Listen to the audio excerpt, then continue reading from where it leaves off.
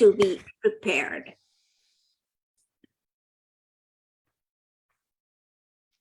So we are going somewhere. I don't know where we're going, but we're going. Okay, I think we got it. Too many pages open. Greetings from Chicagoland. This is Munira, the Niche Navigator, coming to you live with another episode of Munira's Musings. Our guest today is Richard Lang, all the way from Costa Rica.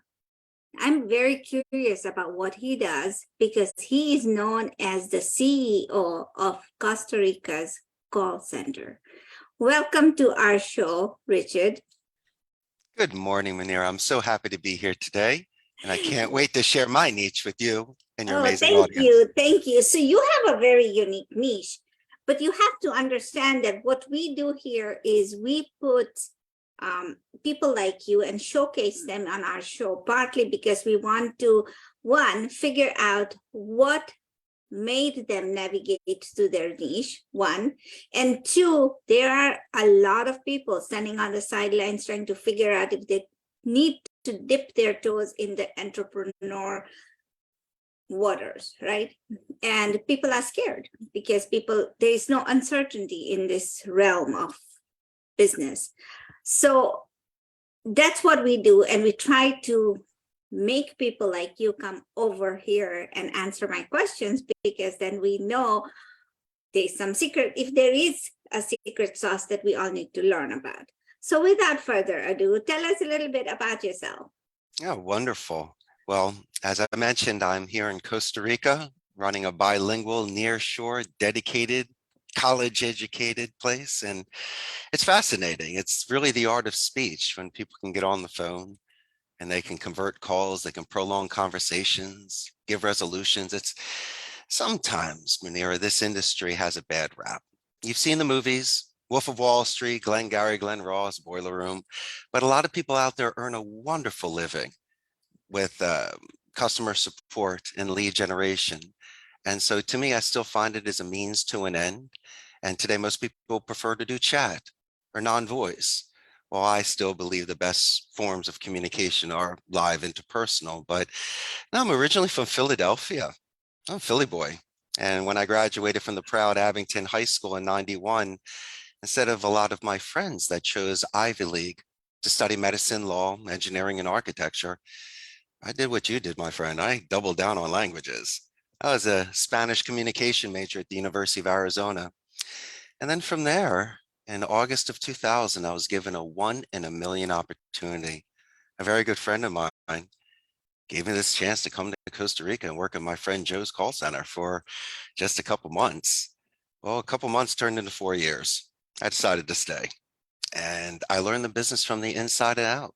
I didn't start C-level, Munira. I sat in the cubicles with the agents, saw the good and the bad, the happy and the sad, and I really gravitated towards it. It was almost like my graduate school.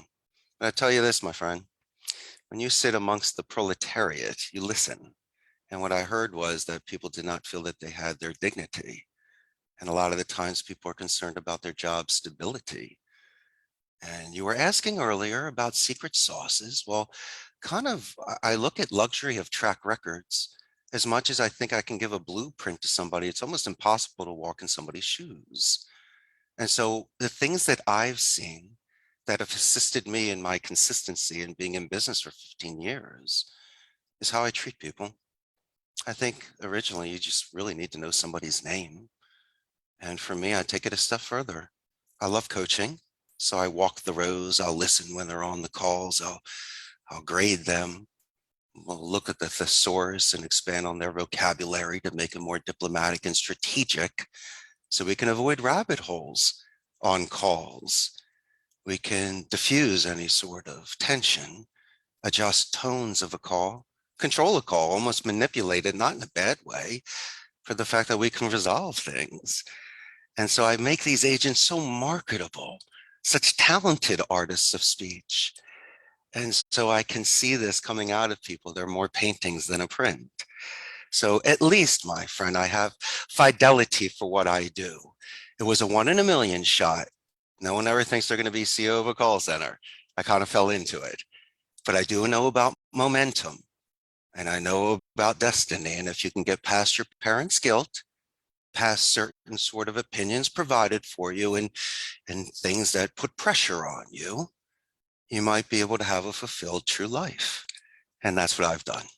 So this is amazing. So you started out in Arizona, went for 4 months, stayed in, instead of 4 months, you started staying there. And now it's been what, 22 years? Yes. And in fact, I married a Costa Rican. We started, as I mentioned, this business together, but I never knew this was going to happen. I was supposed to come teach English for a couple months. And so I put my stuff in storage in Arizona, said goodbye to my family, and I just came down here. But it's amazing what happens when you make certain decisions. It's almost like planting seeds to grow trees. And there were certain decisions I made in my earlier years by at 18 years old, being true to myself, to what I study, at 27, taking that chance. And then how about this? At 35 years old is when I started my company. So it took me a while to be prepared mentally. I needed to be mature enough to handle contracts and payrolls. I also needed impulse control, because if there is rotation in companies and there are certain pressures, you need to take deep breaths and hold your course. All right. So now I'm going to deep dive because you told me a lot of things. Now it's really, my brain is starting to turn. So Woof, I can see that. so let's talk about that. You Yeah, Munira. started out working with this friend of yours. And then when you decided, okay, I'm going to now take this leap and become a business owner, did you start a new company or take over the first company? That's a wonderful question. I did not take over my friend's company, but I guess I did learn it from retention, customer support, sales, onboarding, human resources, even accounting, affiliate management, so I could learn search engine optimization. My friend gave me a gift, learn the business. I just didn't learn contracts. But this is what I did know. A lot of entrepreneurs in the beginning are scared, and I don't see why. I think it's very exciting to take chances, but just do it responsibly. I didn't want to overextend myself. So what I did was, I was working out of my home, of course. I launched a website in October of 2007, landed the first account February 2008. What do I do? It was one seat, 50 hours, but I did it. Anyway, I was renting a turnkey station at a blended call center. So it really wasn't my own. It's like a glorified internet cafe. The guy provided the computer, the internet, security, and some coffee. And so what I could do was, I could pay for the station, I could pay for the agent's salary and benefits, and I make my margin. That's it. That's it, kiddo. So then you hire an accountant, you get an attorney, you get a human resources director, and then you go and you grow one by one. Or as I did, in my 4th month, I landed a whale. I went from like 6 seats to 70 seats. So imagine holding on to those reins. Who But it was was your first client? Oh, my first client was out of Florida. This gentleman named Rob, he wanted me to make calls for his real estate company. Okay, And, real estate. but I had to be forthright. I couldn't say I got thousands of people. My man, I'm working out of my home and I'm renting space. But this individual had faith in me. And the moment that that money hit the account, the deposit, to be able to hire the agent, I was elated. It wasn't the size, it was the fact that there was the spark. And I said, if I can Right. do it one time, I could do it 100 times. See, and that's what my mentor says, that if you've done it once, you can replicate it.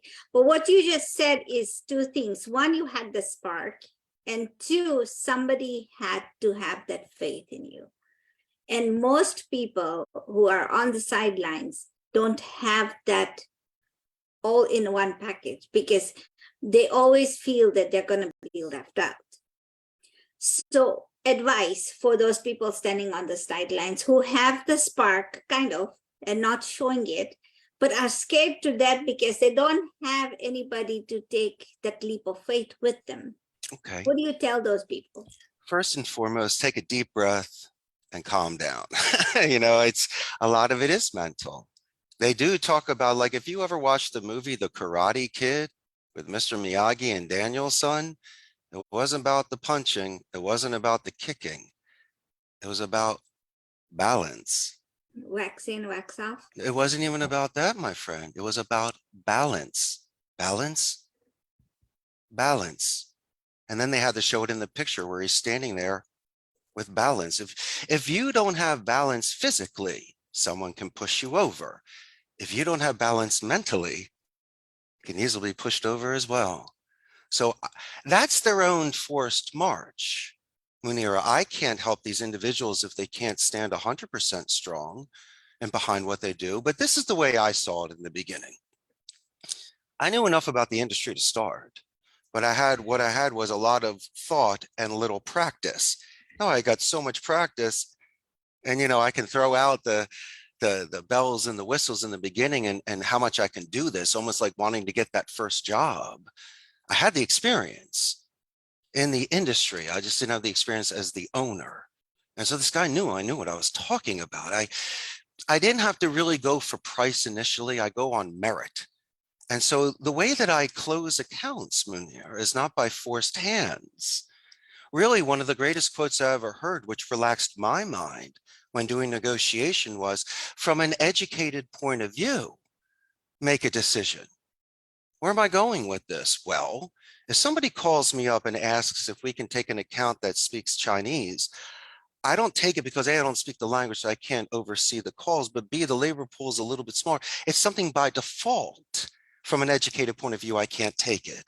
We're not graveyards. I don't do 24/7. As much as you and I are having a great phone call, we want to work together, that one thing just X's out. And I can't match prices offshore in India and the Philippines. And so as much as we are dancing and as much as the conversation is flowing and we really want to work together, sometimes it just is one thing, that one spark plug that won't make the car go. And so I can't help it. I know that we're a perfect fit minus one thing. And so for me, if I can go 15 rounds, if I can literally explain everything I need to do, A to Z, 1 to 3, with my charm, they let me do my whole show. If by chance I don't get the account, I can live with myself on that. I got the full shot at it. And so I'm cool with that. And the clients are okay with that. And I believe that when I start, they ask me the first 10 questions, the contracts, how do you load up, this and that, this and that. And fine, I answer your questions. You can compare and contrast myself to other call centers. But you and I spoke earlier about character during chaos. What happens if somebody leaves you? There is attrition in this industry, more natural than a forced attrition. But I would have to make that phone call to the client, and we need to resolve it and move forward. And so don't expect perfect worlds.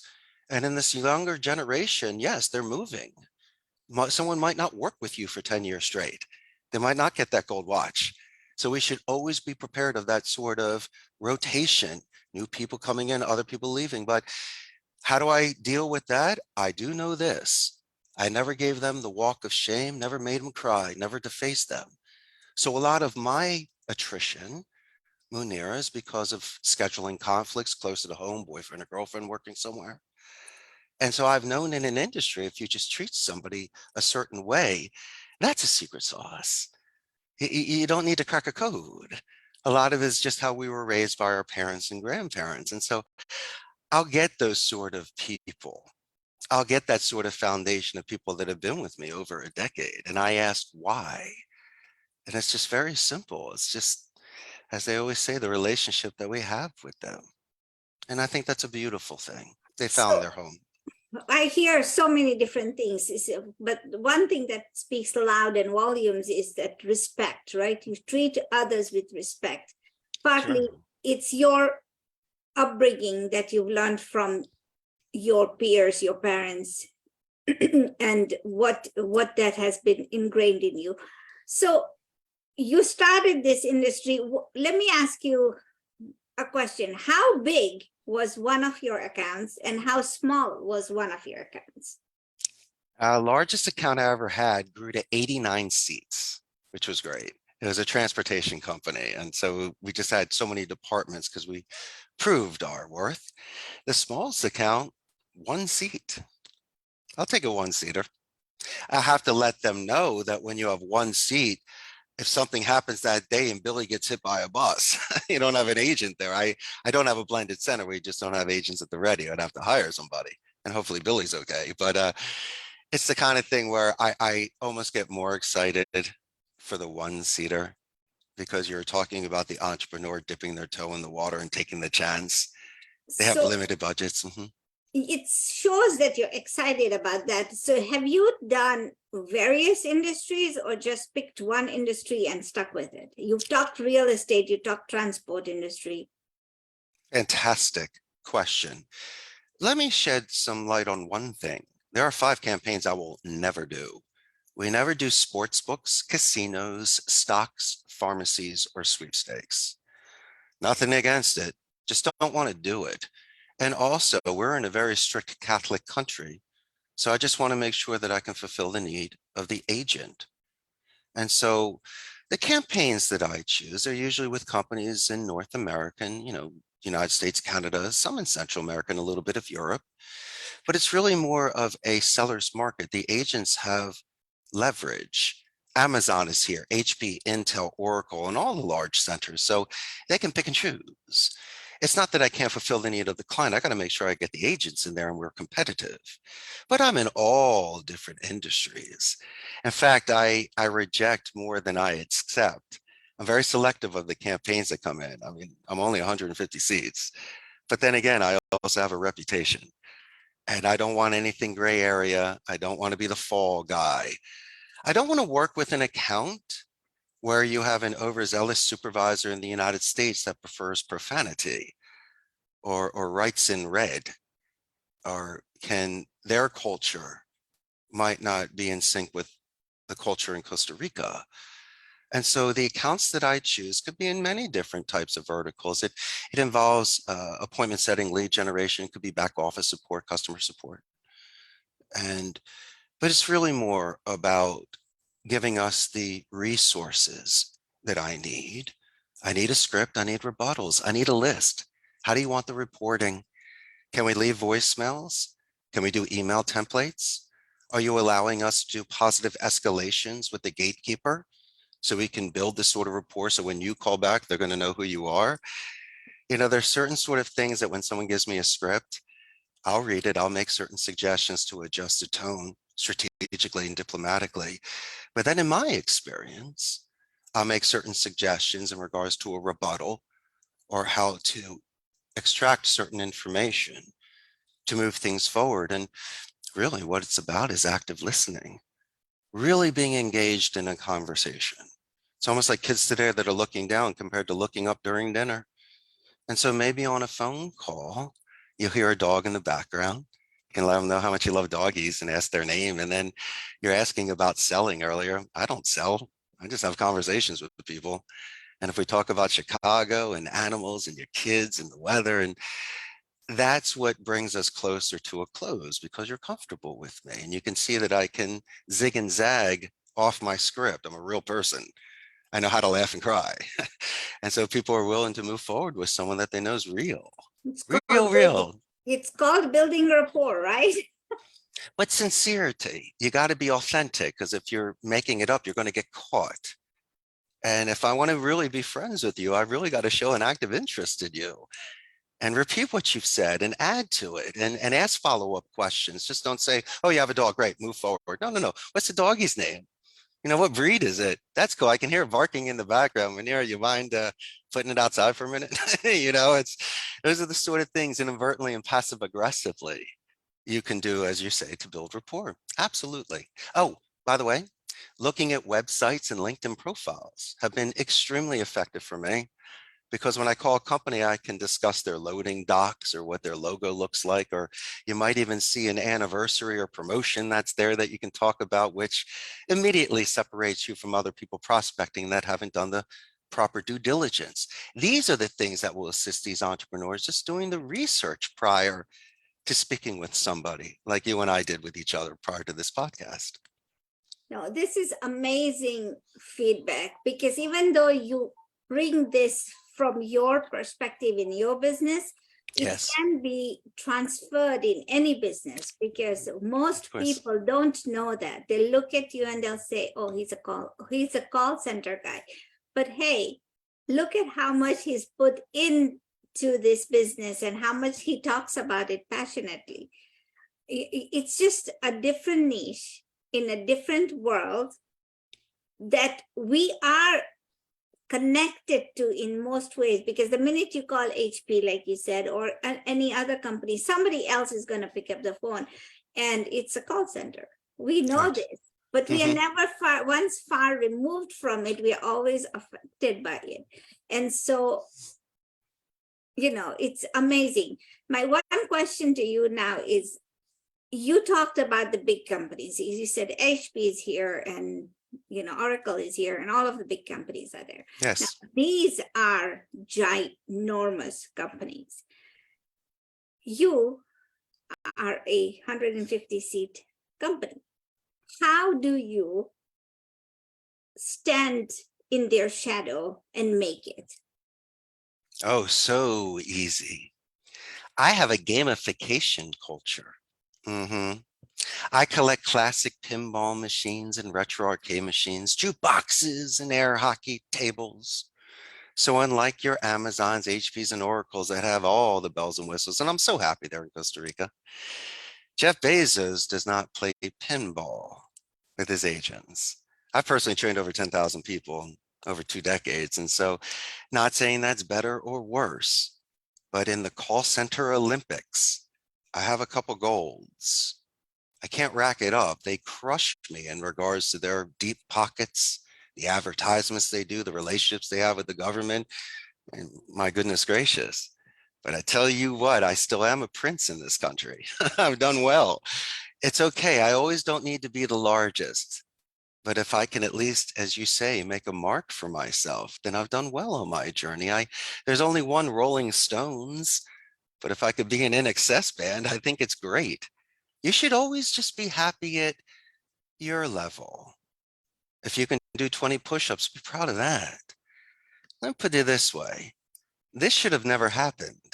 This was a 1 in a million shot. I'm a guest in a foreign country that started an industry which is highly competitive and was able to survive. How did I do it? Well, look at me now. I click my heels, I smile, and I'm gracious every day. And maybe by having that sort of energy and people seeing that sort of authenticity, they gravitate towards that. They know I got their back. Even during the tough times when we happen to lose accounts or downsize, people still stay. They still believe in me. And that's what life's about, my friend. When you turn 50 years old, like myself, you can look back at it. And of course, people have their regrets. But the one thing I know I did do is I held my course. And I think that's wicked. I think if anybody is capable of weathering storms and still moving forward, and there will always be battle scars, but the test of time, I have a luxury of a track record. And so I still, from time to time, shake my head and can't believe how I got here. But this is what I do know. You take it on a daily basis. And you also need to be healthy. You need to work out, you need to rest, you need to have a good diet, because that stuff can creep up on you as well. And so You, those are my you, suggestions. Anybody looking at you will say, Costa Rica, my, that's paradise in itself. Oh And not yeah. talking about competing with the big guys, but you know what? What I am hearing you say is, one, have the passion that you Hmm. have, and don't worry about the big guys. Because if you do something authentically and with passion, then the profits will follow, right? And I Well, think most people get mhm. hung up with, he's doing it so well. When am I ever going to catch up? And But I, it's your own race, though. Who are we catching up to? As I right. say, Yes, I get it. I they're totally so get hard on themselves, though. They shouldn't be hard on themselves. They should love themselves. I think, my friend, I think that's where we begin. I think a lot of this stuff is not insecurities because they just don't have the experience on it. I think it's just a foundation of a base. I think it's a true balance. I think it's a true focus. Maybe some of these people need to take a time out and take a walk or a way to decompress, put the phone away. Because you know this, taking long trips, when you're sitting in a car or a plane or a long shower or something where you don't have your phone, when your mind decompresses after 20 minutes, you can have these wonderful thoughts. It's image streaming. You can almost put things into perspective. So maybe little by little, these individuals can chip away on the weight that they're carrying and replace it with momentum. It's that easy. And when are they going to begin? I mean, this is the kind of thing you can wait a month, wait a year. Listen, if you never leave your castle, you'll never slay a dragon. You don't do that. You don't save a princess, never become a prince. So they need to have that sort of vigor and grit to leave that castle. Munira, look what you've done with your 288 episodes on your podcast and your amazing life. And so we spoke earlier about dedicated practice and what you do off camera, on how difficult it is to get there. How many examples can I show people, from big muscles to playing the violin to 6 languages to 288 episodes? My friends, it takes time, but it takes one at a time. That's how that 288 grew. And so please, the best examples we can share with your entrepreneurs is, a little time equals a lot in the end. And you might not see it at the moment, but when you look around after a couple of months or a couple of years, look what you've done. So I think that's an excellent way to change that head and to take off that weight and replace it with a Munira positive. Okay, wonderful. How do people find you, Richard? Yes, ma'am. Well, they can always buy a ticket and fly to Costa Rica and come visit me. We are north of Panama, south of Nicaragua. We're the only democratic society in Central America, and there's no standing army. 95% literacy rate because they put all their money back into education. We mentioned earlier the big boys, which HP, Intel, Oracle, and Amazon, but Sykes and Teleperformance, Concentrix, Convergys. Ooh, we all share the same labor pool. What's the difference? Once again, it's the rotation. It just, if you can give somebody a happy home, they'll stay. And Costa Rica is known for their ecotourism and medical tourism. It's just a beautiful place. But I have a very large Facebook fan page, Munira, with 107,000 people. And when this goes live, you're going to have a ton of new fans. And I'm really excited to do my part to introduce you to my audience and my downline. Wonderful. So this is amazing because you opened my eyes to a lot of different things. Nothing that hasn't been said before, but it's a different way of flavoring the meat, I guess. The message has been flavored. Yes, ma'am, of course. So this is wonderful, and I hate to cut it short, but we are at that time where we have to cut it short. But I know. One day we will meet in person in Costa Rica. You wait, it's going to happen. Oh, I can't wait. Munira, thank you so much for your time today. You are welcome. So folks, this has been a flavor that was just different. One thing I'm going to tell everybody who's listening is to start. Wherever you are, just start. You are, like my mentor says, you are fully resourced. You've come with everything you need. Just have to figure out what you love to do and start it. And sometimes it's an opportunity given to us by a friend or a colleague or a parent. You never know what opportunity is staring straight at you. But what I want you to do is think about it, like Richard said, decompress and take it to the next level, because standing on the sidelines is not helping you. Until we meet again next week with another guest, I wish you the best, and I'll ask you to like, share, and subscribe to our channel, and get your friends on here because they need to hear this message. Have a good week. Bye. Thanks, Richard. Bye-bye now.